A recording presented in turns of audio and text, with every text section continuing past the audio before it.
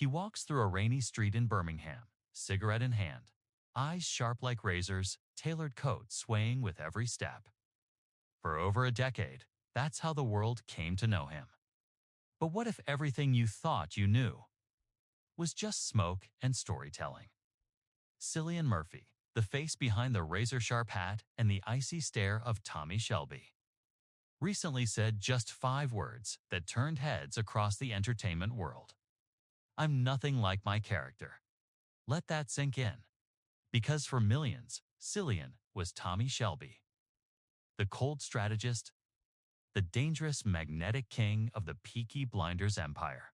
But now, the man behind the myth is breaking the silence on what he's sharing might surprise you more than anything you've seen on screen. So, who is Cillian Murphy, really? Let's find out. When Peaky Blinders premiered in 2013, nobody could have predicted the cultural storm it would become. Gritty, stylish, addictive. It was a gangster story. Yes, but it was also something more, an operatic tale of power, trauma, and legacy, all anchored by one man, Thomas Shelby. Through 6 electrifying seasons, Cillian embodied a character who was pure contradiction, ruthless yet poetic, broken yet composed, feared by many, but unable to escape the haunting ghosts from his past. Fans didn't just watch Tommy, they worshipped him. Tattoos, fan edits, TikToks, Halloween costumes. Around the globe, his image became iconic. But for Cillian Murphy himself, that icon came with a haunting cost. Sitting down in a recent interview, the usually elusive Irish actor leaned forward, eyes softened, voice quieter than you'd expect. And then he said it. "People think I'm like him, but I'm really nothing like Thomas Shelby." There was no arrogance in his voice, no desire to distance himself from the role.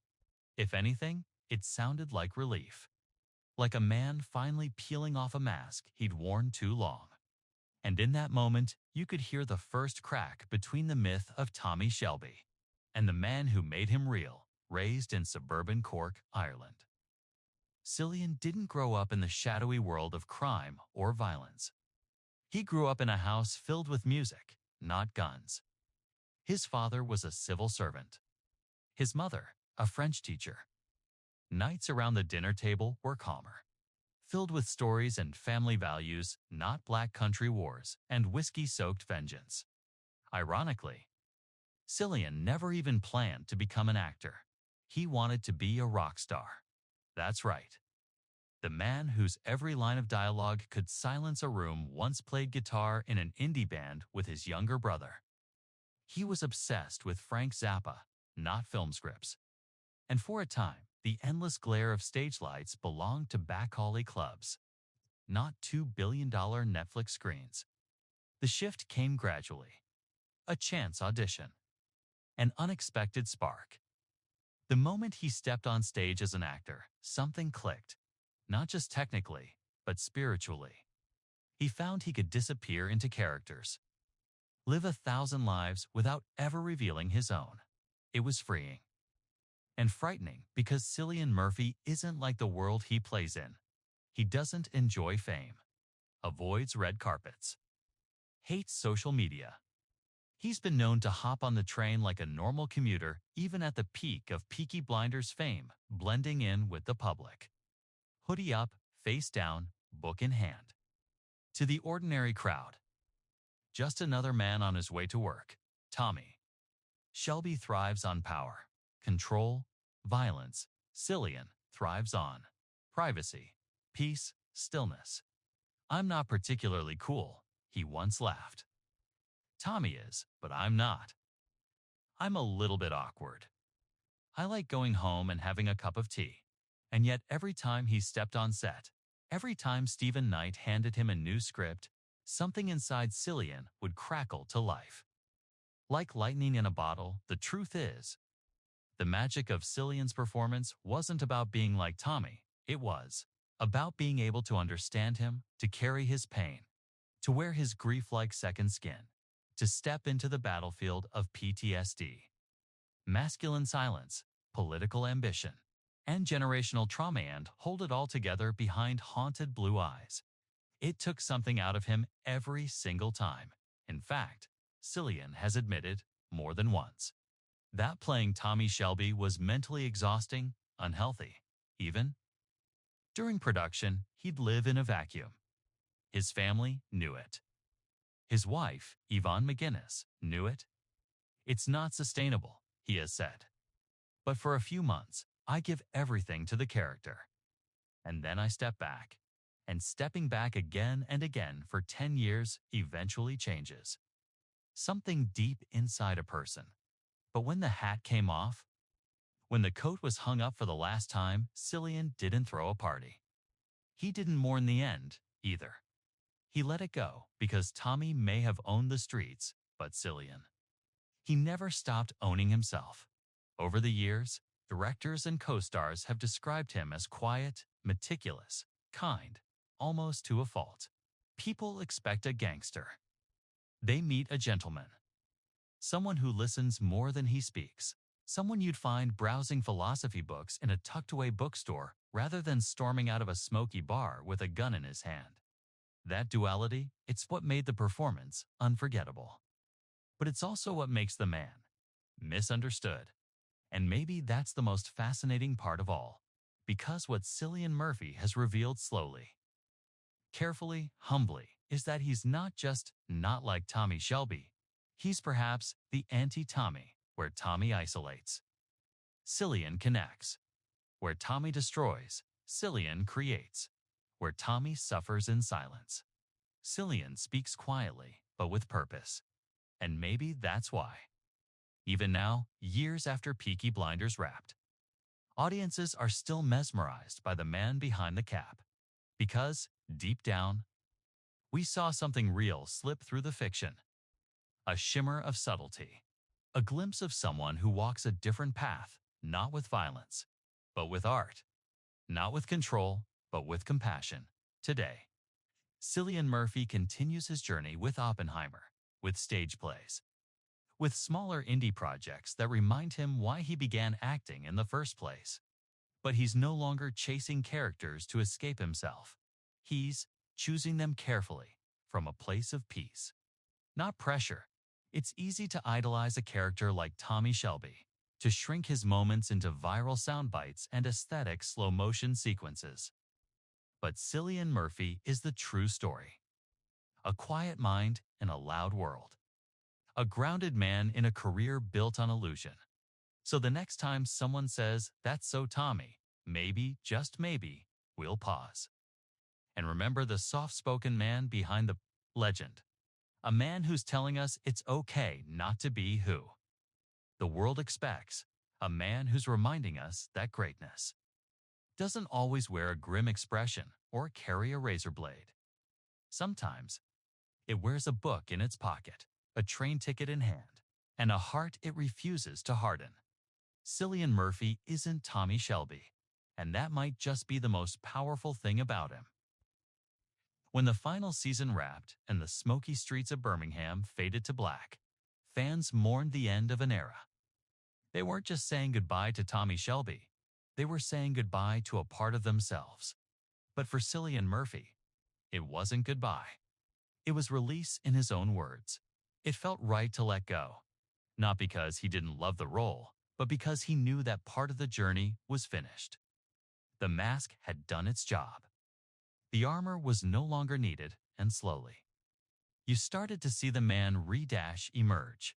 Not in tabloid shots or Instagram selfies. Cillian isn't wired that way. But in his quiet return to the kind of projects that reconnect him with truth, with soul, with creativity stripped bare of grandeur. One of those projects, perhaps the most monumental of his career, landed in 2023. When director Christopher Nolan handed him the weightiest task of all. You're not just starring in this, you are this. The role? J. Robert Oppenheimer, the father of the atomic bomb. A genius drenched in guilt. A man torn between brilliance and devastation. It was ironic in a way, trading one haunted man for another. But this time, everything was different. This wasn't Tommy Shelby in the underworld. This was Oppenheimer, staring down the end of the world. And what Cillian brought to that role was not theatrical intensity or gangster bravado, but a painfully raw, human vulnerability. The same quiet eyes, the same internal conflict. But this time, no razor blade beneath his words, just a man unraveling under the weight of what he created. The performance was staggering. Critics hailed it as the culmination of Murphy's career. But what made it unusual, even historic, wasn't the acclaim. It was the sheer honesty of it, because when most actors try to disappear into a role, what they really mean is armored up. But Cillian, he does the opposite. He lets himself bleed into it. So yes, Oppenheimer may be a scientist, not a gangster. A theorist, not a killer. But if you look closer, he too carries the same silent burden of a man trying to survive himself. And that's where Cillian connects. Not with rage or power, but with consequence.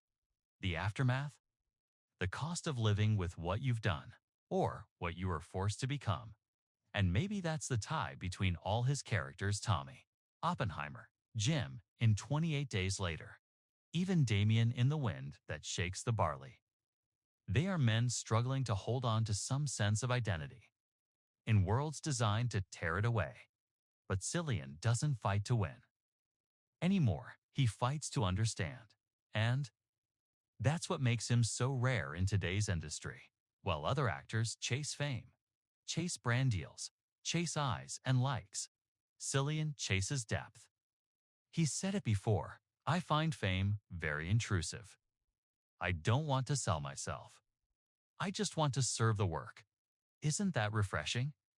In a world overflowing with oversharing, here's a man who values stillness and mystery. A man who knows that what you don't post is often more powerful than what you do. It's why he almost never gives interviews. Why you'll never catch him tweeting or going live. Why even some of his most devoted fans confess they feel like they barely know him. But that, maybe, is the point. Because what Murphy offers isn't clickbait or scandal. He offers presence in a character, in a moment, in silence. Whether he's smoking a cigarette as Shelby or staring into the nuclear void as Oppenheimer, he doesn't just appear on screen, he absorbs it. He becomes the gravity in the room, and when the scene ends, he disappears again. Not into tabloids or headlines, but back into himself. There's something almost sacred in that kind of commitment. And maybe that's why his recent quote, "I'm nothing like my character," sparked such waves. Not because it was shocking, but because it reminded us how easily we forget that actors are not the roles we crown them with. The world wanted Tommy Shelby to be real. But Cillian was never interested in becoming an icon. He was always just acting. And that's the beauty, isn't it? That the man who played one of television's most violent, cunning anti-heroes turns out to be just a father. A husband, a reader, a private soul who walks through the world with a quiet rebellion against everything Hollywood thrives on. The truth is, the line between actor and character should always be thick, bold, unsmudgeable. But in this case, Cillian's brilliance blurred that line so masterfully that audiences forgot the difference existed at all until he reminded them. Until he whispered, "Without bitterness, I'm nothing like my character." And now, for the first time in over a decade, he no longer has to carry that armor. No longer has to stiffen his posture or lower his voice to inhabit someone else's wounds. He gets to simply be. Cillian, quiet, curious, unbothered by fame, bound only to the work, the art, the honesty it demands. And maybe that's the real reason his story continues to inspire. Not because he played a legend, but because he never tried to become one. In a world of characters, Cillian Murphy is content being a human. And that, in its own quiet way, makes him the most extraordinary of them all.